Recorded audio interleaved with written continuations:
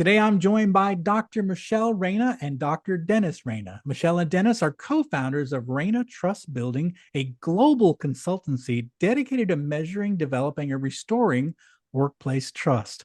For more than 30 years, they have been pioneering a scientific, behavior-based approach to trust building that helps leaders, teams, and organizations achieve stronger relationships, confident leadership, sustainable growth, and measurable business results. They are co-authors of the best-selling Trust and Betrayal in the Workplace and their most recent book, The Art of Trust Building. And I'm excited to have them on the show to talk about trust in the workplace. So Michelle and Dennis, welcome to the show. Well, thank you, John. And we both, Michelle and I, are very honored to be here. Yeah, thank you so much, John. Well, I'm excited to have you because you're the experts in trust, and trust is such an important part of leadership. So I said, well, why not have the experts on here to talk about it? So let's get into it. So you both have worked in the area of trust for a long time. How did you come about this work, and how have these lessons, been important in your lives as well? Well, actually, John, for me, it started over 50 some years ago on the walls of Yosemite National Park. I was running the mountaineering center there, and when you're 2,000 feet up in the air and you have your belayer online, you realize the importance of trust. You realize that your belayer has your life in his hands and vice versa. And so I really understood from a very visceral kinesthetic level of the importance of trust, but I wanted to understand it from more of an academic and more of a knowledge-based area. And that's when I went back to school, and that's when I met my wife 35 years ago. We actually met on the dance floor in graduate school, fell in love, and we've been dancing together ever since. It's the trust dance. Yeah, absolutely. So yeah, so that's interesting. You when you bring the example of rock climbing and trust for your partner, that really makes it really brings it home, right? So sometimes we don't think of trust in the workplace is oh, it's sort of like a maybe a loose term, or it doesn't seem like it has real meaning. But when you talk about like the person that has your back, and I Yeah. was in the military, I was on submarines, and Yeah. I really depended on my shipmates to keep me Yeah. safe and get me home. So I had a high level of trust for my shipmates. So I get it. I sort of feel that the way you bring that message home, you feel it, right? It's Oh, true yeah, trust. it's very visceral. Yeah, Absolutely. yeah. John, it's that one of the things that you just mentioned, triggers for me that one of the things that I've learned through the years is, trust is something that seems kind of soft. We've learned through our research, it's very abstract. It can feel sort of nebulous, but it is a very powerful energy field. When it's there, we know it. And when it's not, we feel it. And when it's there, oh my gosh, there isn't anything that leaders cannot help their people accomplish when they're working together side by side through a strong foundation of trust. Yeah, I love that. Your latest book is interesting because your latest book is about trust building. And so let's talk about that. So you mentioned that, it is can be measured. Like when trust is there, you're going to get better performance. So how can trust give us that sort of connect us to where there is trust, when you've built trust, how does that boost team performance? How does it help business results? How do we see the concrete results from trust? Well, for one, when decision making happens, it's a lot faster when there's trust present versus when there's not. There's also costs go down because there's less rework, there's less doubting, there's less double, who said what, where, when, and how, and so forth. So it's faster. It's definitely costs go down, accountability goes up. All right. People tend to bring themselves to their work with a higher degree of accountability. You can count on me, and I'm going to come through, not just for me, but I'm going to come through for the team. Yeah. That makes a lot of sense. It's interesting when I ask people when I say, "What do you feel like when you're micromanaged?" And the answer is always, "I feel like my boss doesn't trust me." Right? Yeah. So when you're micromanaged, I remember going from the Navy where I was responsible for millions of dollars of equipment and all this high tech stuff. And I came to my first corporate job and I wasn't allowed to spend $30 without approval from my manager. And I was like, what is this? And it's like I realized that I had a high level of the military put a lot of trust in me, right? But my Yes, boss didn't in the civilian world. So I recognized that the trust was kind of stripped away when I went into corporate life. So you feel it when trust isn't there, right? absolutely. It's really interesting, this aspect of micromanagement, Hmm. because there's a push-pull there with respect to trust. What is the role of successful leadership? What are one of the behaviors, a key behavior that high trust leaders practice and emulate is delegating appropriately. Yes. So when we delegate something to another person, when a leader delegates something to a member of their team, it's an act of saying, I trust in you. I trust in your capability. I trust in your competence. I trust in your judgment. And it's also a demonstration of trust and capability that continue to grow and nurture. Then, when the leader begins hovering over the shoulder, second guessing, asking lots of questions, when that individual begins to feel micromanaged, that sense of being trusted gets taken away. Yes. Yeah. And moving from this sense of feeling empowered to being oppressed. And it's in those kinds of situations where it's really tough for anybody to rise and do their best work. They're just struggling to get by because they're hitting this tension point in that space of actually feeling doubted rather than trusted. Yeah, yeah. So leaders play a big part in creating this environment of trust, if you will. And we just talked a little bit about micromanagement and how that sort of steals that feeling of trust. But tell us a little bit about like what are some of the components of trust and how do we develop them as leaders? Well, first of all, what we have found from our work and our research is that there's three dimensions of trust. There's trust of character, which is the essence of we do what we say we're going to do. Then there's trust of communication. We openly and honestly speak and transparently speak with one another. And then thirdly, there's trust of capability. We acknowledge and leverage the skills of one another. And all three of those dimensions have behaviors that contribute to each. So, for example, trust of character, we're managing expectations, we're establishing boundaries, we're delivering as promised.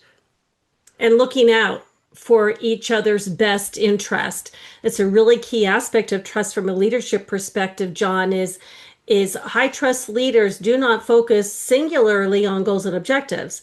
They focus on what is in the highest best interest of every single individual that's working together to achieve business goals and objectives. And this trust of character in the way that Dennis is talking about is what builds alignment in synergy within those workplace relationships, because all business is happening through relationships. It's people working together day to day. So the trust of character that Dennis is talking about is what helps align the spirit, the energy, and the efforts around goals and objectives and what we're all here to accomplish. Absolutely. And it's through that spirit of mutually, for example, mutually serving intentions. I've got your back, you've got my back, we're in it together. It's a very win-win situation and environment. And then, of course, there's always consistency of behavior. Hmm. And so those six behaviors are the behaviors that contribute to trust of character. And then there's trust of communication, how well we share information versus sharing on a need to know basis or sharing Hmm. what I want to tell you, but you're not going to get it all because I'm withholding information because that is perceived as power or one-upmanship or whatever the Yeah. case may be. Yeah. And there's also telling the truth and admitting mistakes. When people one of the biggest or fastest way to either build or break trust is when someone tries to create a whole story about the cover up versus just saying, hey, you know what? I blew it. Yeah. I wasn't on my game that day. I had whatever the case may be, but I blew it and I take responsibility. And that's absolutely critical. And then, of course, giving and receiving feedback, which is essential to building trust of communication. And then, of course, speaking with good purpose. And what I mean by that, well, the opposite is gossip and backbiting. So Right. it's not that, Yeah. but when I have an issue or concern, I go directly to the individual involved and I work it through with them. It's interesting. I was thinking about for my company, I list down I have like 10 expectations from my employees, and I give it to new employees when they Yeah. start. And the first thing the first on the list is do what you say you're going to do. And Yes. I didn't know that that's a trust thing, but you just said Yes. trust a character is you do what you say you're going to do. And I think if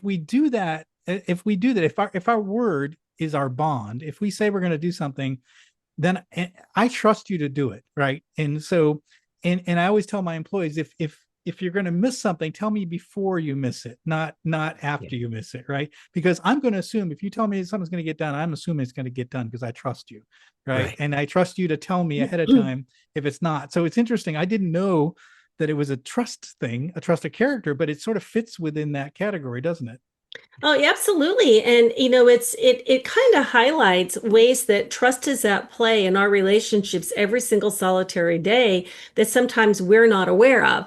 And often people, think and assume that if we don't meet an expectation or we don't deliver as promised, if we don't come through as agreed upon, that we'll actually break trust.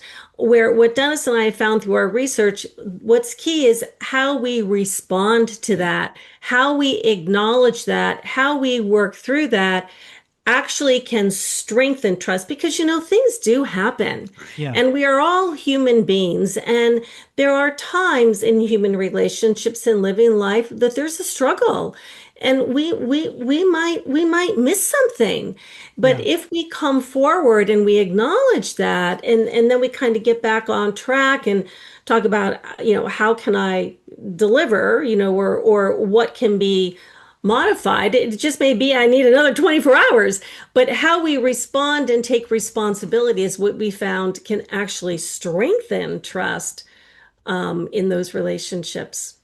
Yeah, yeah. I mean, just like you said, for going back to communication, the idea of just saying I'm sorry, or I messed up, or I wasn't on my game that day, or you know what, I lost my temper there and I shouldn't have. And that is a quick Yeah. way that people say, Yes. especially if you're out of character, right? If you're Yeah. normally a level-headed person and you built a strong level of trust with your team and you lose it one day, you're suddenly out of character, and suddenly that trust could be broken. But if you're quick to respond and say, hey, I screwed up, then you're almost you're admitting it. I think it's very transparent, right? And I think it means you're that you can be trusted, right? It's that other aspect of trust that's about, as you're saying, the transparency. And it does require us to give ourselves permission to be vulnerable, to Yeah. extend compassion to ourselves and, to not make excuses, but to just really tell the truth. I was behind, I was overwhelmed, I needed more time, I didn't have access to all the information, I didn't feel quite ready to deliver my best. Just every now and again, just telling the truth about a struggle that we were in and acknowledging that in that open, transparent way, all that does is strengthen the connection that we form. Now, for leaders to be on the receiving end of that, we've got a responsibility to make it safe Yes. for our Yeah. people to bring that level of transparency to us. That's leaders' job to be of support and to listen for what the leader can do to be of service, to be of help. So the leader may ask, what do you need from me? How can I help you? What additional support do you need? Let me go to work on aligning that for you. So there's reciprocity always at play, the give and the take. I'm giving and extending trust. I'm receiving it in return. And there's a significant role that leaders play when people are in that space of human struggle. And also, what we find is that when a leader does do that, it actually further gives their people permission to admit mistakes because, whether, and particularly if a leader is role modeling that kind of behavior, hey, I blew it, I made a mistake, or, Yeah, and I'm yeah. taking responsibility. That again is a greater demonstration than just saying it, but doing the opposite. Yes.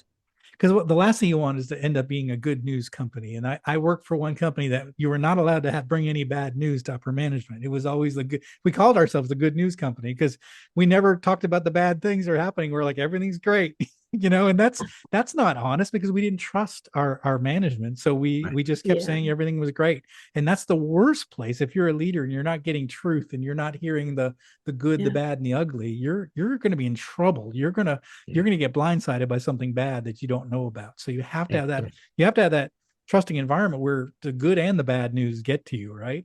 And the courage, the Yeah, courage to speak the truth versus speak what we think everybody wants to hear. yeah, And when leaders can model that, they're really setting the tone and direction.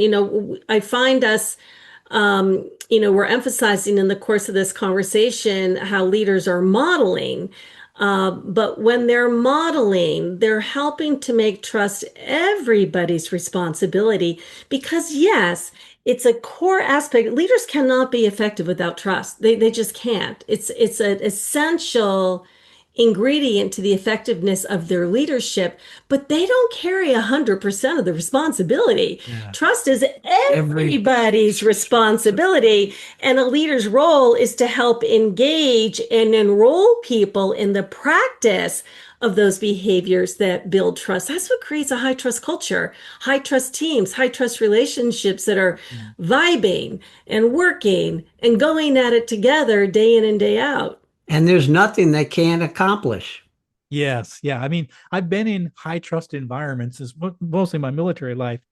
It's amazing what we could do in a high trust environment. And then I've been in a low trust environments in some of my corporate jobs, and it's amazing what we couldn't do with the Yeah. lack of trust because nobody trusts each other. So everybody's hiding information, everybody's hedging Yeah. their bets, and we got nothing done, and everybody was frustrating, and it was a terrible place to work.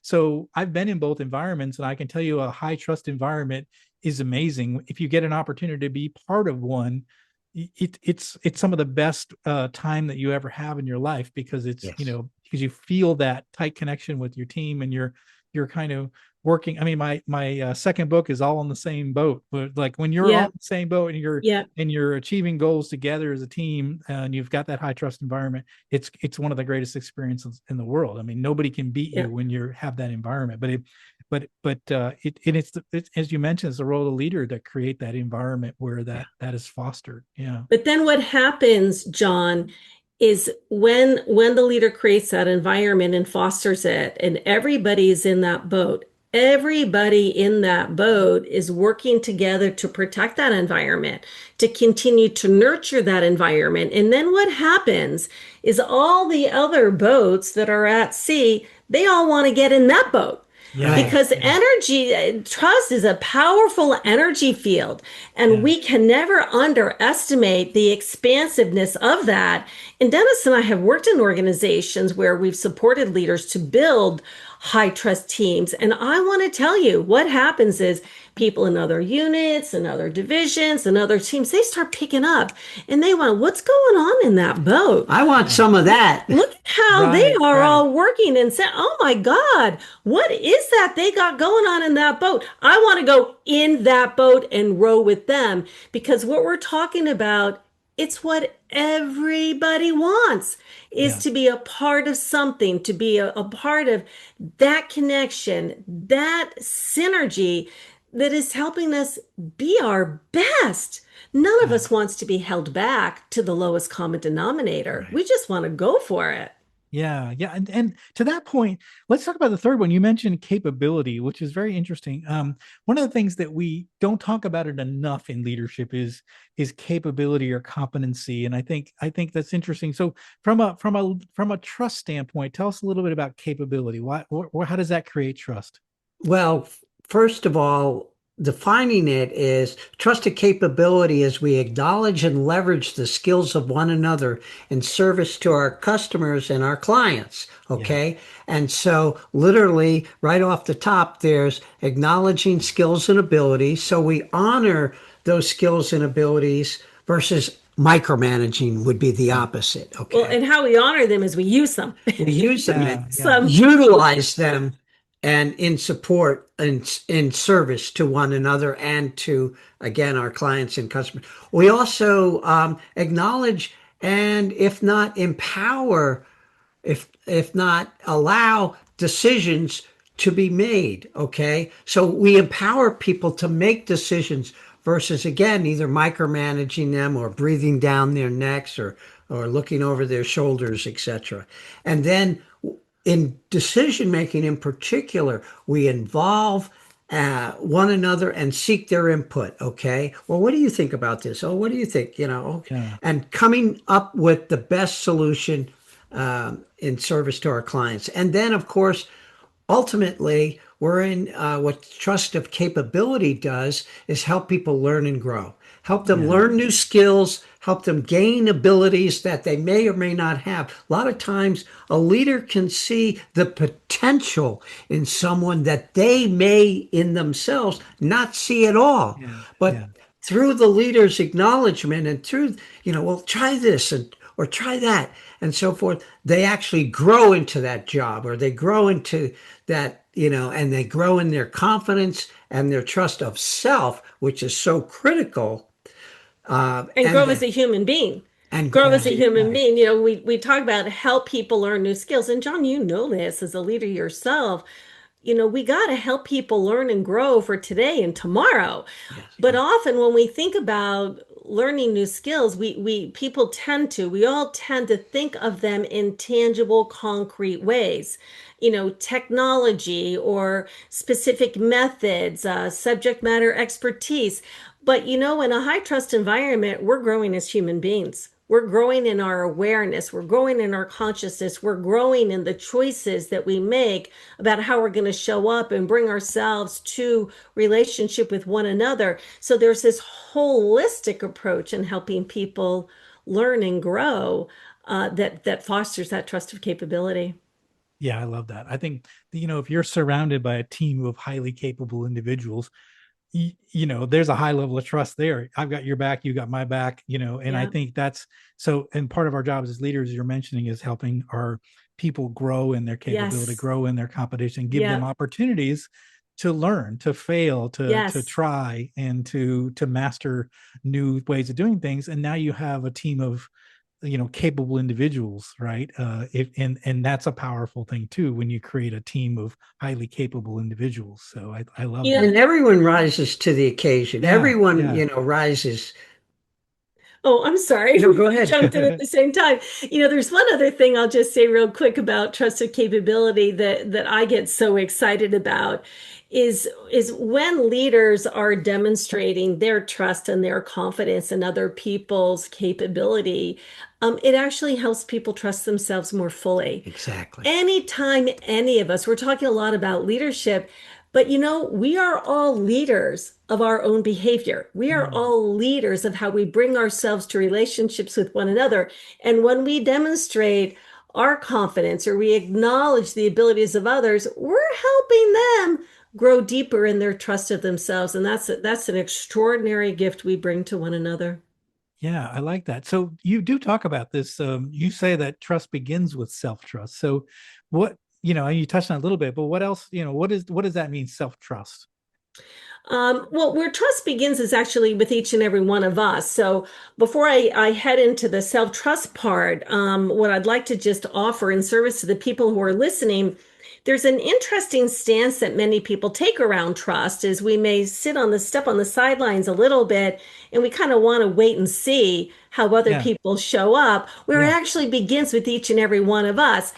Self-trust, it's really about what our readiness and our willingness is to actually trust in ourself, to trust in our own abilities, to trust in our own judgment, to trust in our own discernment, to trust ourselves to step into the unknown, to trust ourselves to embrace ambiguity, to trust ourselves to step in and move through what might be a hurt or a disappointment or a letdown or a setback.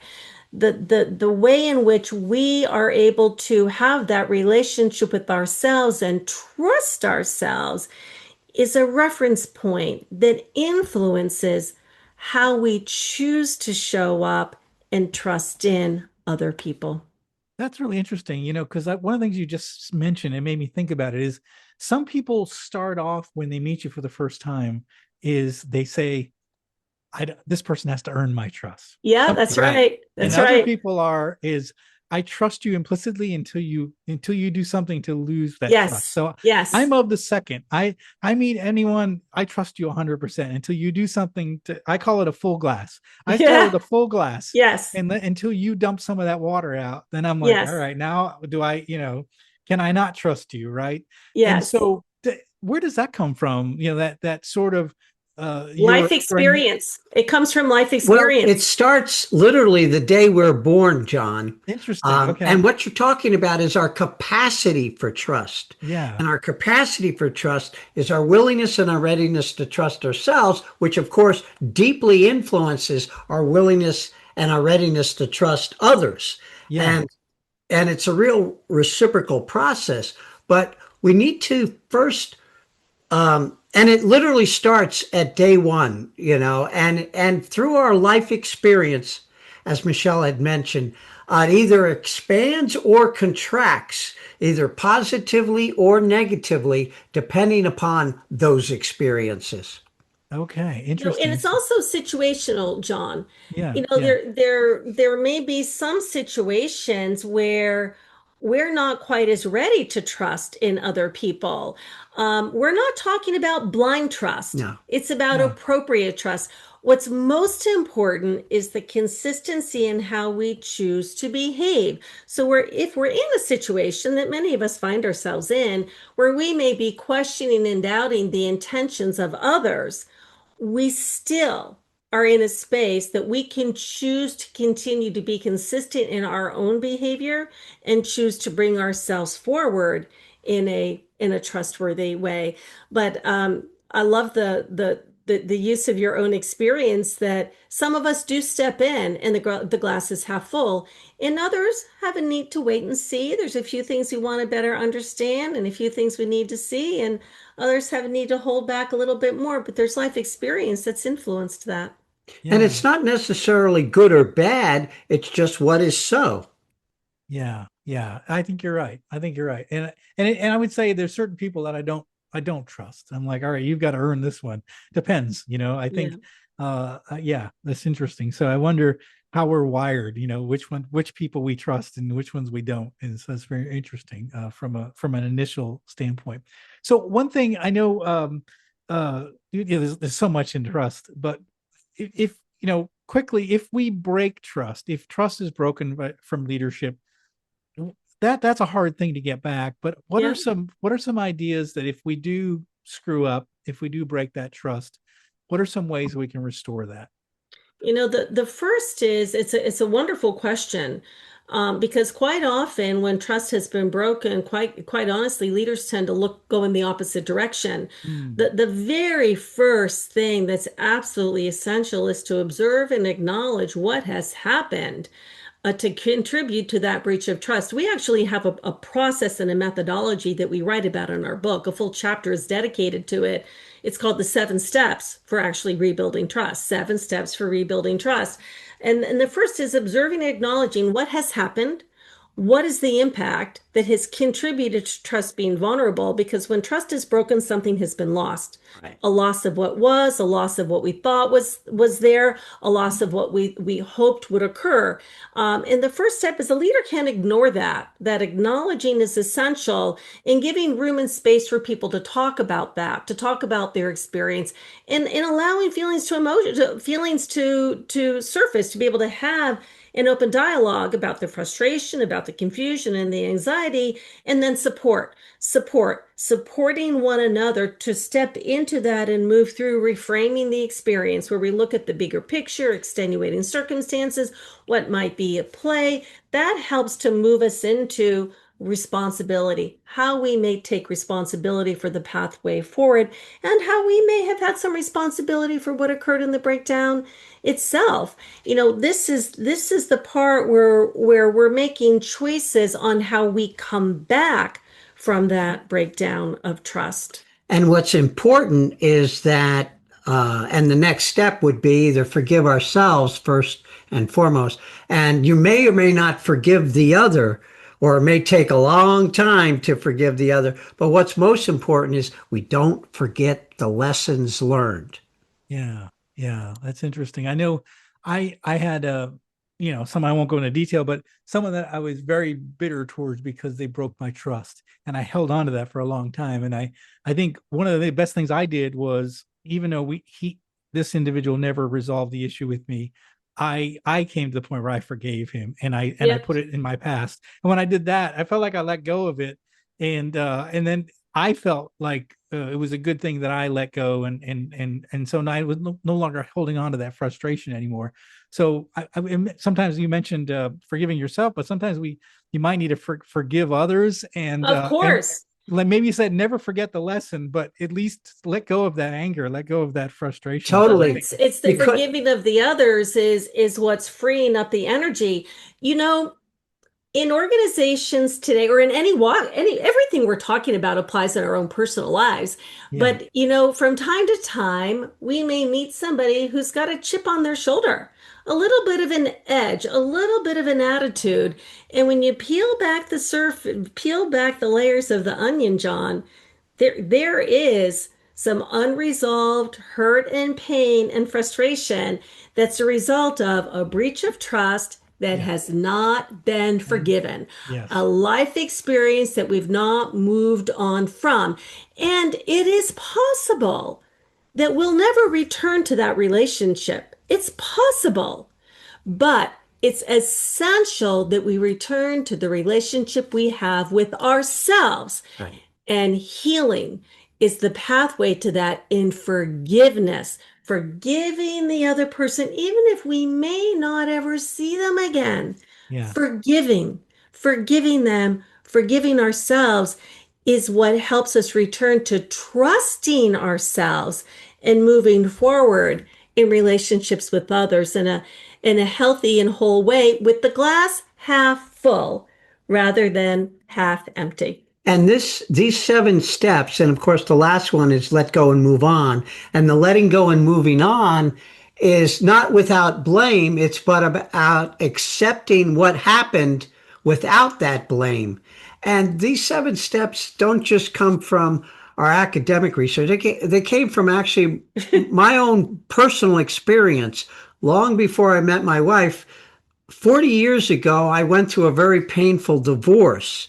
And it was through my own doing my own inner work and my own healing from the hurt and the disappointment and the letdown and the loss, that I realized there was a process that I went through, and I started to chart it out. And it gave birth to these 7 steps. And then since then, we've applied it to leaders, to teams, to whole organizational systems over the last 3 decades. And it's worked again and again, sometimes differently. Well, actually, most of the time differently for each either team, leader, or organization. But the foundation and the principles were there. I love it. I love it. It's such a powerful thing. And I think that all of us leaders, all the people that are listening in need to understand that there is a process for bringing that back. Well, and And it's important because we are all in the trajectory of our life experience. We are living our life experience in relationship with other people, yes, people that we work with, people that we live with, people that we love, people that we see every day, people that we may not see every day. We are, at the end of the day, leaders of our own life and leaders of the way we bring ourselves to relationships. And what Dennis and I have learned is a core truth of trust building. We are all at some point in time going to be hurt, disappointed, and let down by another person. It's going to happen. And there are times when others are going to be hurt, disappointed, and let down by us. It's going to happen. And there are times when others will turn to us for support to help them through a hurt and a disappointment and letdown they have experienced. It's going to happen. So those 7 steps are, something that Dennis created through his life experience, but they're in service to us all, because for trust to be sustained and us to live with the glass half full, we've got to be able to heal and rebuild that trust again and again and again. I love that. Such a powerful message. Well, what final message would you like to leave with our listeners today? I'd say trust begins with each and every one of us. Yeah. And it's behavioral. It's behavioral. We have choices around our attitude and our outlook, and choices in how we're going to show up and behave. And it's through those choices and our intentionality to honor those choices through our behavior that we actually earn our own trustworthiness. And that gives us more to extend to others, and the more trust that will be returned to us as well. So And trust begins let's, with action. It sounds yes, like, yeah. Well, we can want it and we all need it. And Dennis and I fundamentally believe we deserve it, but there's only one thing that earns it. And that's Yeah. the way we behave. The that's way we show up and behave is what earns us our trustworthiness. The beautiful thing about that is that's what we have control over, the way we choose to behave. the way we show up and behave. Absolutely. And it's rarely in the grand gestures, but it's in the small, Yeah. intentional moments that trust is either built or broken each and every day. It's how we show up and behave. I love that. I'm just going to let that one just simmer because I think it's really, really important what you just said there. I love that. We'll sit and Um, simmer with you, John. well, how can our listeners find out more about the work that you do, your books, and especially this new book, The Art of Trust Building?